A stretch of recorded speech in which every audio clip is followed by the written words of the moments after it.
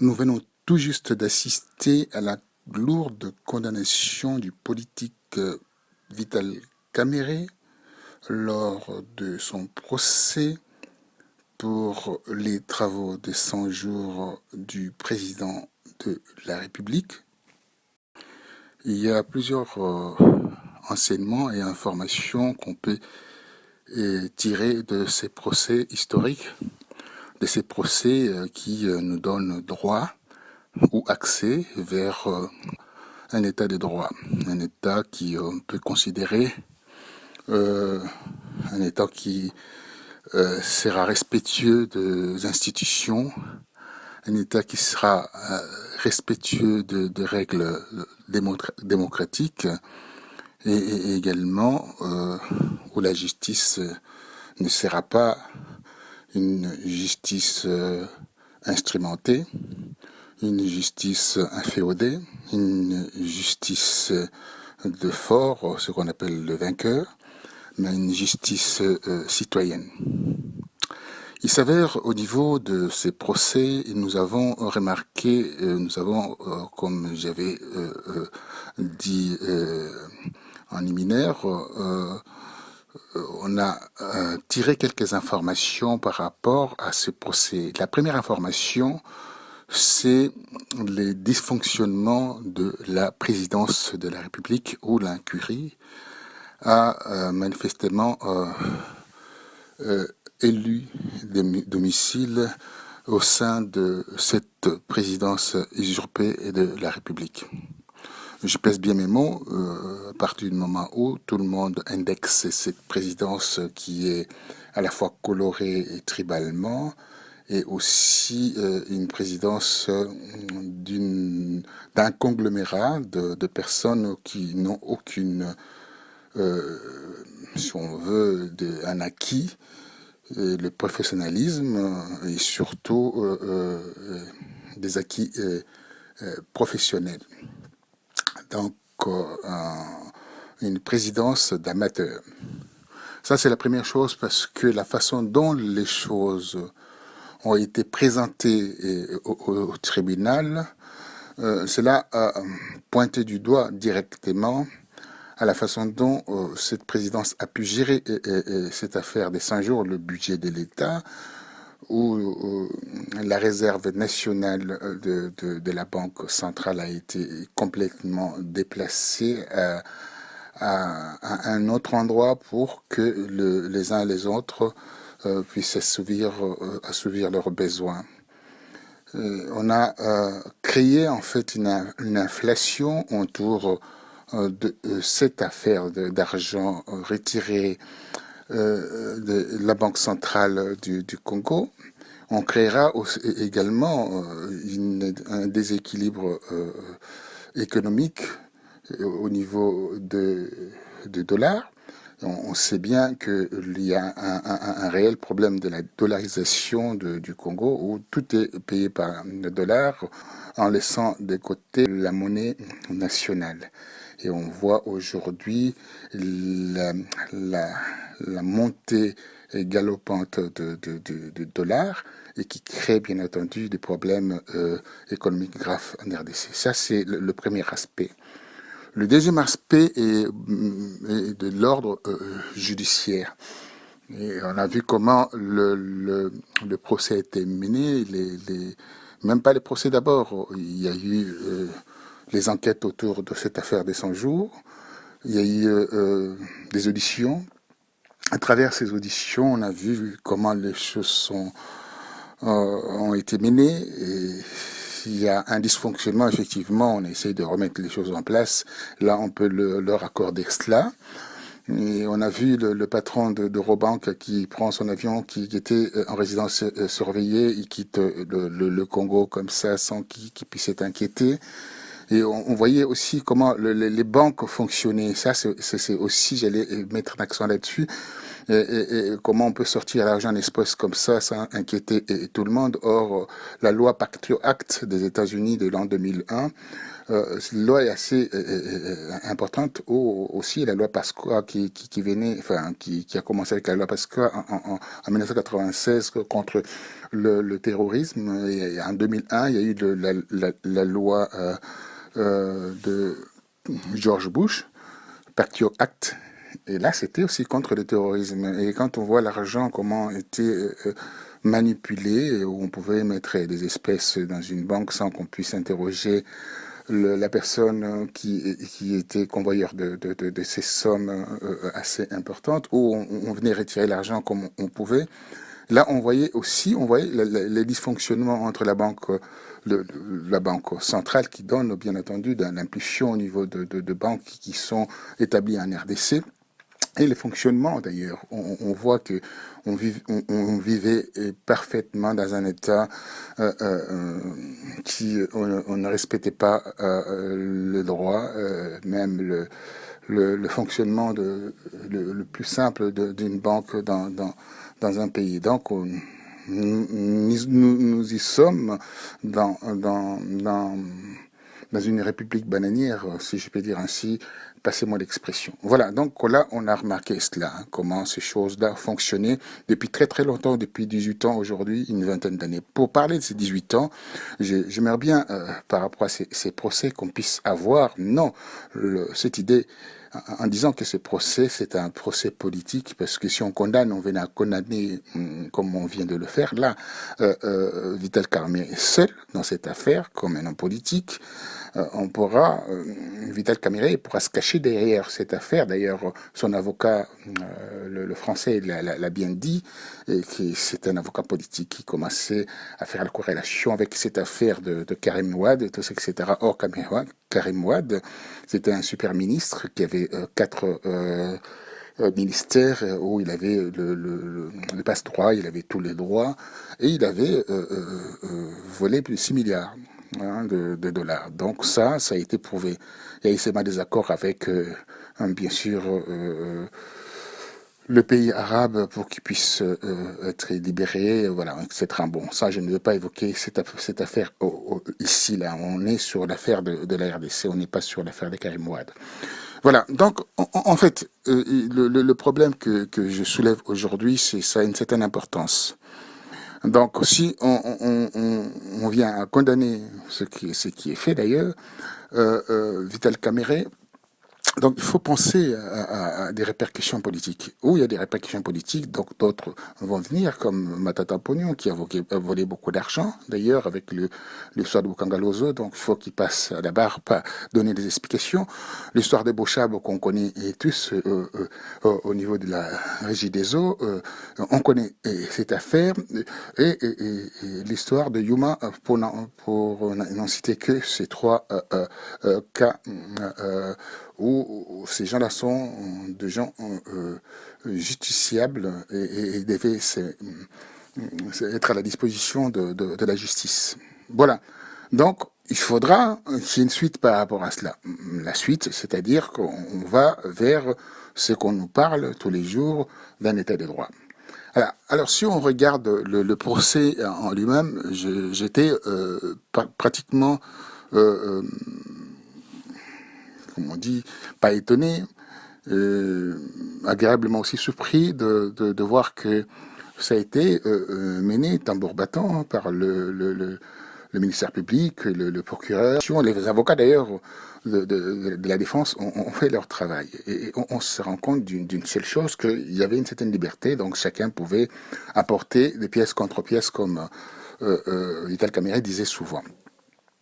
La condamnation est tombée, la condamnation, 20 années de travaux forcés pour Vital Kamerhe.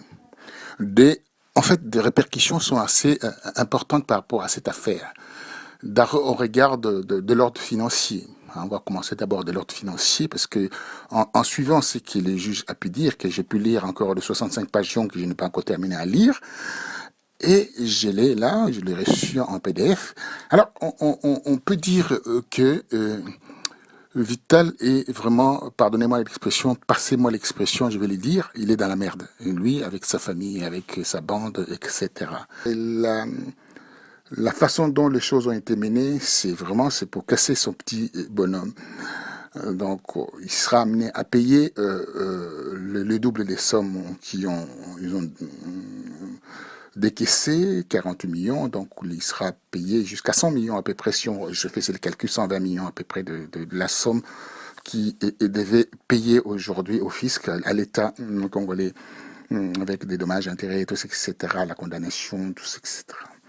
Et les problèmes qui va se présenter aujourd'hui, on a répertorié ces biens sur Kinshasa, on n'a pas parlé des biens on a demandé une commission rogatoire à l'étranger parce que ça va venir avec cette histoire de la commission rogatoire. Il y aura un autre procès par rapport à cela parce que ce procès d'Alias Massaro qui va débuter prochainement. Donc le Vital sera cité, Madame Chature sera encore citée et le banquier qui vient de fuir sera aussi cité d'Eurobank.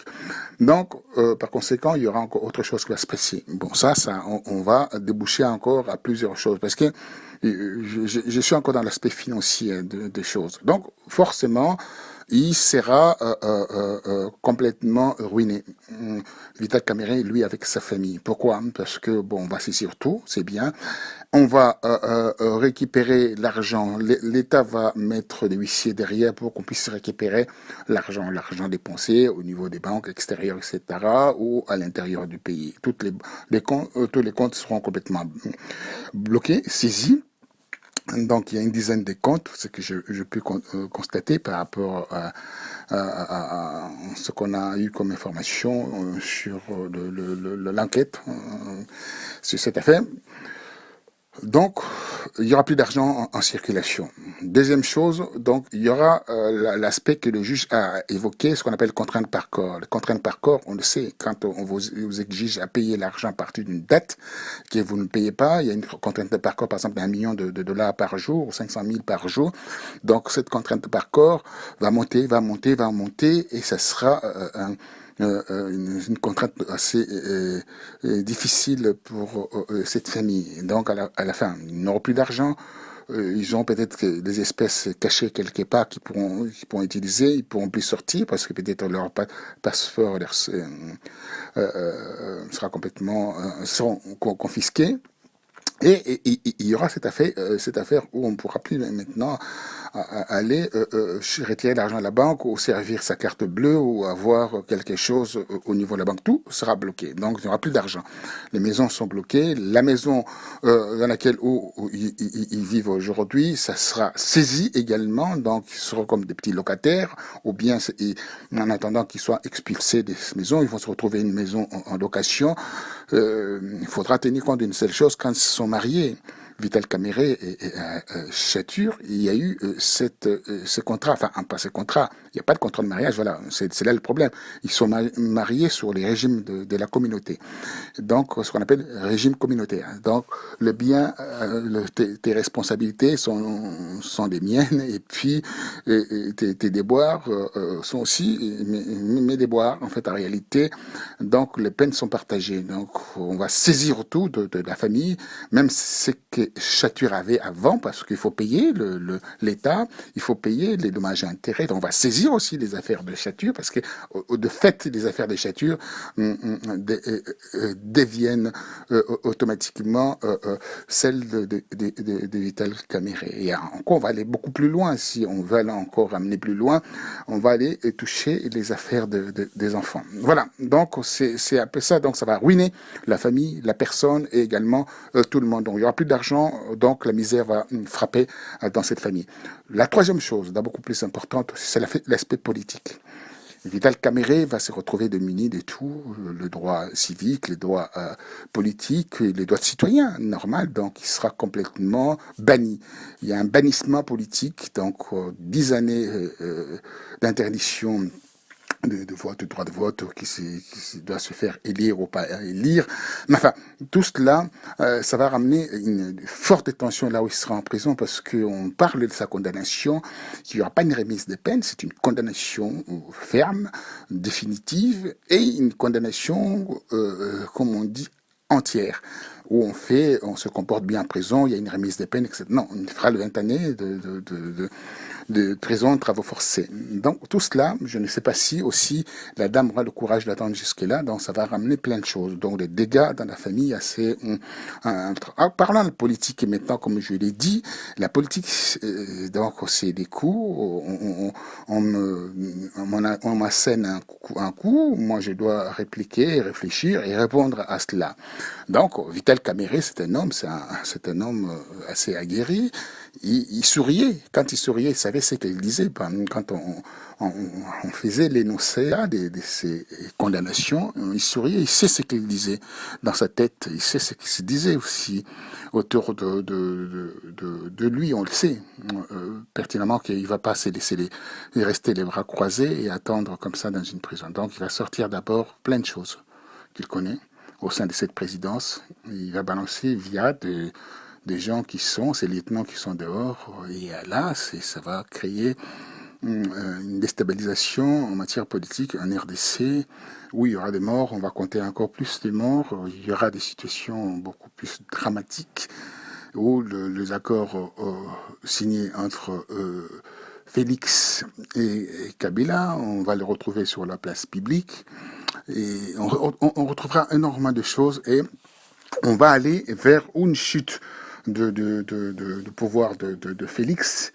où ça va conforter son pouvoir parce que il va prendre des précautions d'écarter tout le monde, de commencer à tuer tout le monde qui ont assisté à ces accords, tous, etc. Enfin, on va se retrouver avec une république de sanguinaires où on commencera à chercher, faire la chasse aux gens qui étaient autour de cette affaire. Voilà, donc l'instabilité va s'installer où il y aura une certaine fermeté en termes d'une dictature qui se mettra en place, où Félix va devenir un vilain dictateur où personne ne pourra plus rien dire, la presse sera complètement baïonnée, tout ça, etc. Voilà, donc ça, c'est ces aspects que nous avons relevés par rapport à ces procès qui, au demeurant, va créer un écho au niveau de l'Occident. Il faudra tenir compte d'une seule chose où M. Jamel il a fait planquer son argent au Liban. Je parlais de cette loi Patriot Act, ça va se mettre en place parce que quand on utilise la monnaie américaine pour faire des transactions frauduleuses, donc l'Amérique a droit, les Américains ont droit, pardon, donc de saisir des tribunaux internationaux et saisir aussi des institutions pour recouvrer cet argent parce que c'est l'argent est utilisé, c'est l'argent venant de leur pays, c'est leur monnaie. Donc il y a une loi assez spécifique par rapport à cela. Il faudra que je regarde cette loi, mais ça existe cette loi. Donc quand on utilise l'argent, la monnaie des États-Unis, il faut justifier l'origine de cet argent qui a été viré sur le compte. C'est pour cela d'ailleurs on voit quand on va déposer l'argent sur Western Union ou ces réseaux de distribution, de transfert d'argent, il y a toujours de montants quand tu dépasses des sommes. Il y a des alertes au niveau des banques qui se mettent en place et tu es convoqué pour savoir connaître l'origine de ton argent, etc., etc., etc. Ça, c'est la loi américaine. Ça c'est la loi américaine. Voilà, donc ça, ils vont saisir le Liban pour que la RDC recouvre son argent. Donc là, je ne m'inquiète pas là-dessus. Ce qui est beaucoup plus inquiétant par rapport à tout cela, comme je disais, la déstabilisation de la RDC pourra venir par rapport à ces cette condamnation de Vital Kamerhe, où il y aura peut-être quelques tensions dans l'est de la RDC. Il y en a déjà, d'ailleurs, on voit le Congo est complètement assailli par nos voisins, les gens rentrent de partout, c'est comme dans un moulin d'ailleurs. Voilà, donc c'est à peu près l'aspect de cette journée d'aujourd'hui, le 20 juin, où on a assisté à un procès qui d'aucuns disent que c'est un procès un peu un procès politique. Je peux le considérer, je peux leur dire oui, politique, même s'il a fauté, terriblement fauté par la cupidité et l'incurie. Il n'est pas seul à avoir volé l'argent en RDC, Vital Kamerhe, il est parmi tant d'autres.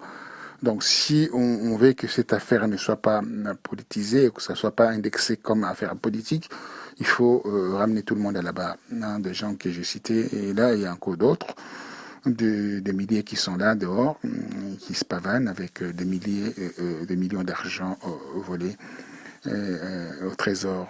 On voit d'ailleurs dernièrement ce que la famille de Tshisekedi, Félix, fait avec l'argent de la République. Donc on peut considérer que si Vital Kamerhe est arrêté, est en prison aujourd'hui, c'est une très très bonne chose, mais il faut ramener tout le monde à la barre. Voilà ce que nous pourrions dire concernant ces procès. Donc le procès a été équitable, le procès a été mené dans une certaine impartialité. Je ne suis pas juge pour le dire, mais j'ai suivi ces procès.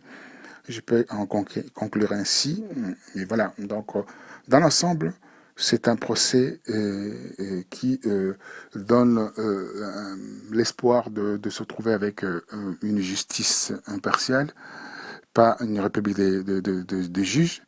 Et là, on pourra peut-être un jour penser à retourner au pays et faire de la sorte que de faire avancer ces pays immenses qui a besoin de cerveaux, de gens de qualité qui peuvent soutenir cet État qui est en déliquescence, qui est fragilisé par ces hommes qui sont retrouvés à la barre, comme Vital Kamerhe.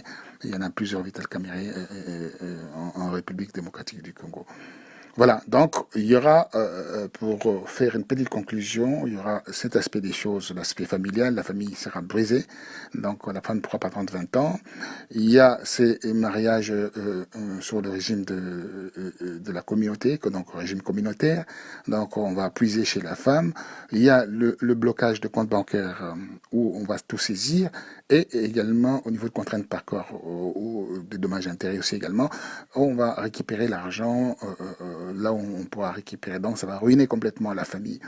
Deuxième chose, il y a l'aspect, bien entendu, politique que j'ai expliqué et par rapport à cela, l'aspect politique, donc il y aura beaucoup plus de coûts. Est-ce que Félix sera fragilisé par rapport à ça? La question se situe à ce niveau-là. Voilà, donc ça c'est l'aspect politique. Est-ce qu'on pourra voir cet homme rebondir avec la saisine des institutions internationales, parce que son avocat disait qu'il allait saisir d'autres institutions pour faire valoir le droit de cet homme qui était accusé d'après lui injustement. Voilà, donc tout cela, ça a ramené une certaine instabilité politique, et à la fin, les jours où Félix, avec sa justice qui est gérée aujourd'hui par par FCC, il faut le reconnaître, est-ce que cette justice-là pourra interpeller les autres personnes qui sont des présumés accusés par rapport au détournement de biens de la République, l'argent de la République? On ne sait pas. Il y a plusieurs questions là. Donc, il y aura un passage en force où il y aura un clash.